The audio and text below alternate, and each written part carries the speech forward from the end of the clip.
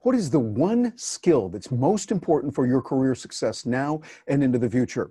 Hi, I'm Terry Brockett, and I was reading an article about that just the other day, and I wanted to share it with you here in my tribe and people that are watching this, because you are out there as an entrepreneur. Whether you're working for someone else or on your own, really, we're all kind of entrepreneurially minded today. Those that are successful and get ahead.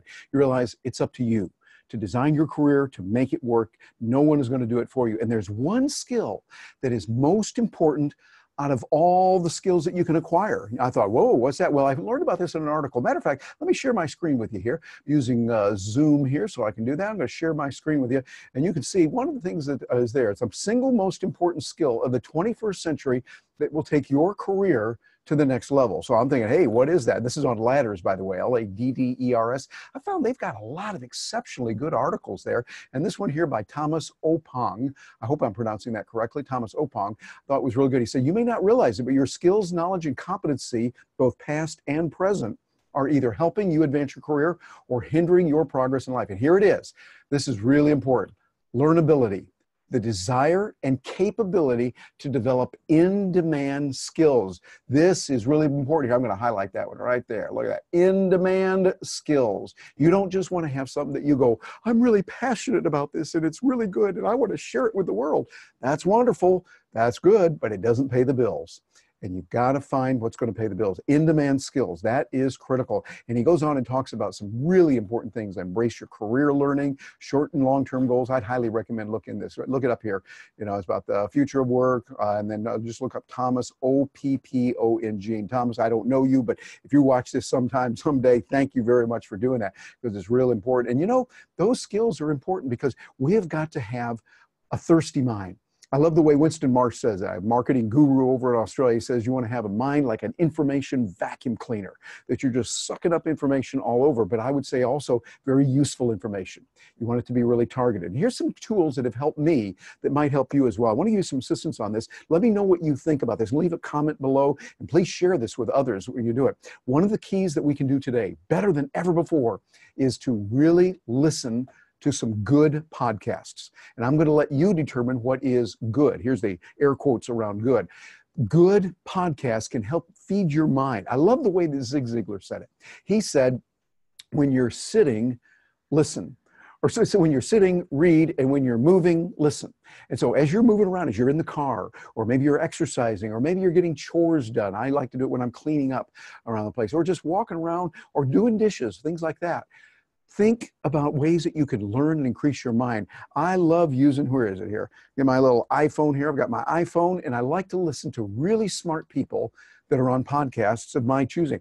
The challenge is there's so many of them today, we don't have time for all of them, but that is no excuse to not listen to them. I want you to listen to podcasts. And next to that also, watch the videos on YouTube.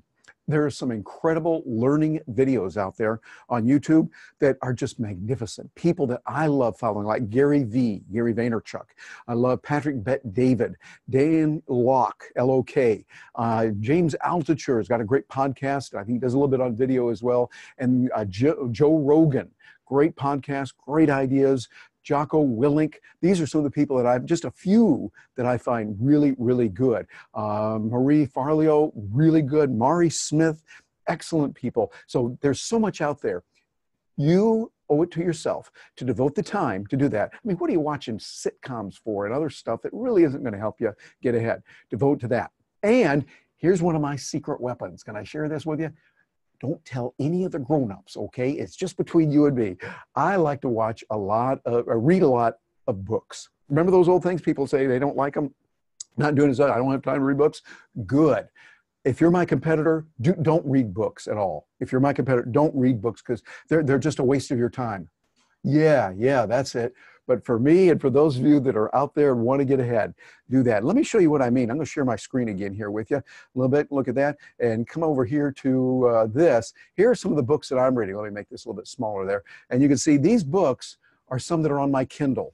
I love these books. They are giving me the ability to learn about a variety of different topics. I just finished reading today. I was reading a Special Operation. Let me come in here on this one. Special Operations in the American Revolution. And this one is one that was just incredibly good. Let me come back here to the cover on this one. We'll go to the cover let you see it. Great here, Special Operations of the American Revolution, and this is by Robert L. Tonsetic.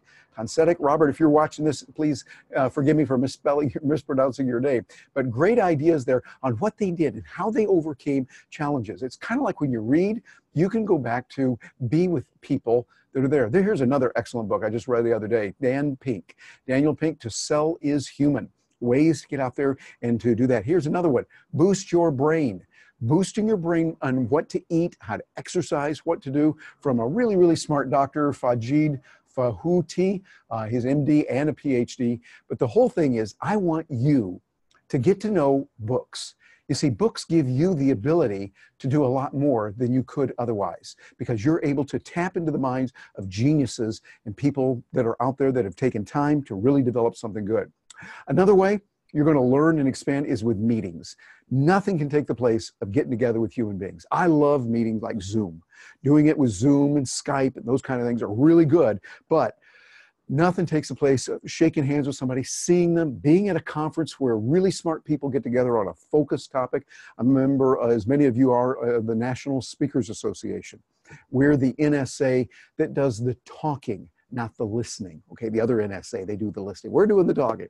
But getting together with my fellow speakers and communicators, we talk about many different topics, and I learn that way. And then when you're with someone, here's a final tip I want to give you. Really important. I wish I would have said this first, but I think it was Aristotle who stole it from me a few thousand years ago when he said, you have 2 ears, 2 eyes, and 1 mouth, and that's the percentage you should use them. Too many people I see get around somebody who's really smart, and all they want to do is try to impress them by talk all the time. They just talk, and I feel like saying, shut up. What the freaking are you doing talking like that when somebody is there? You should be asking questions when you're around someone who is really good and they've got some expertise that you don't have. Learn from them. Don't try to impress them with how cool you are or talking about what you did. Frankly, they probably don't care. They'll pay attention for a while because most people are generous and nice, but use that as a time to learn. Pay attention to what they're saying. Use the 2 ears, 2 eyes, in the proportion you have 1 mouth. So it could be 2 to 1. I'm going to use it as 4 to 1. And I think that's a good thing to do. Ask a lot more questions. So keep learning. Make learnability your goal in something that you do. Let me know what you think. I really look forward to hearing from you on this, and please share this. Those of you that are over on Steemit, hey, we can use some upvotes. We always appreciate those upvotes and appreciate you doing that. And share this, follow us here. If you're getting this on YouTube, please subscribe. That way you'll get a steady stream of these kind of tools coming your way to give you an advantage for the future, and sharing it with others will let them know that you care about them, giving them some good information. Let me know what you think. I'm Terry Brock, and you can reach me, terry@terrybrock.com. Oh, and by the way, if you're getting this on audio, that's Terry, and Brock is spelled the right way, B-R-O-C-K. So terry@terrybrock.com. Thank you so much for joining me. Great to have you with me, and I'll look forward to hearing from you.